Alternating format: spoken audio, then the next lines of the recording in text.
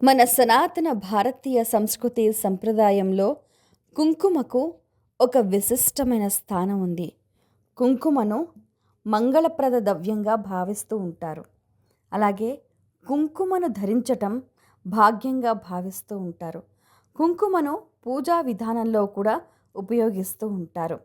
అది జగన్మాత చరణాల వద్ద భక్తుడు తన అహంకారాన్ని సమర్పించుకునే ఒక పవిత్రమైన భక్తి ప్రయాణం.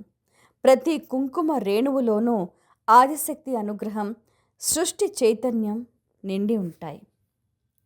ఉదయ భానుని కిరణం, అమ్మా నీ దివ్య చరణం, సమర్పించే ప్రతి చిటికెడు కుంకుమ ప్రతి ఒక్క భక్తుని ఆరాటం అంతమవుతుంది. సనాతన ధర్మంలో కుంకుమ మంగళత్వానికి, శక్తికి మరియు ఆనందానికి ప్రతీక.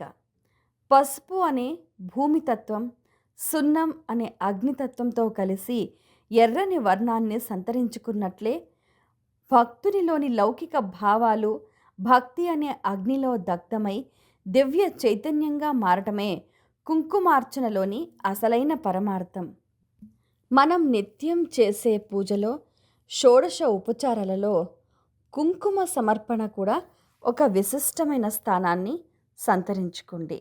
అలాగే తాంబూలమిచ్చే సమయంలో కూడా ముత్తైదువులకు కుంకుమను సమర్పించి తాంబూలం ఇవ్వటం మనం గమనిస్తూ ఉంటాం.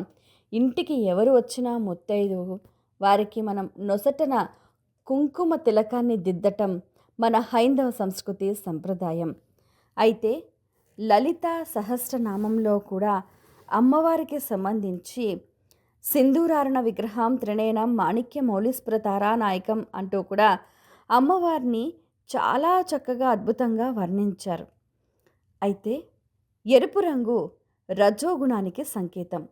మనలోని కోరికలు, ఆవేశాలు, అహంకారాన్ని ఎర్రని కుంకుమ రూపంలో అమ్మవారి పాదాల వద్ద వదిలేసి శరణాగతి ప్రాప్తించటమే ఈ కుంకుమార్చనలోని విశిష్టత.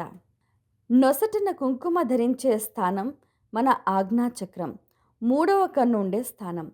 కుంకుమార్చన సమయంలో కుంకుమను స్పర్శించి అమ్మవారికి అర్పించటం వల్ల నాడీ వ్యవస్థలో ఒక దివ్యమైన ప్రకంపన ఏర్పడి మనస్సు ఏకాగ్రతను, శాంతిని పొందుతుంది. లలితా సహస్రనామాలు లేదా అష్టోత్తర శతనామాలు పఠిస్తూ అమ్మవారి విగ్రహానికి లేదా శ్రీచక్రానికి కుంకుమార్చన చేయటం వల్ల విశ్వశక్తి ఇంట్లో ప్రసరిస్తుంది. కుంకుమ అంటే కేవలం వర్ణం కాదు, అది జగజ్జనని అనుగ్రహానికి, భక్తుని హృదయంపై పడే అద్భుతమైన సంకేతం. ప్రతి నామము ఒక రేణువు.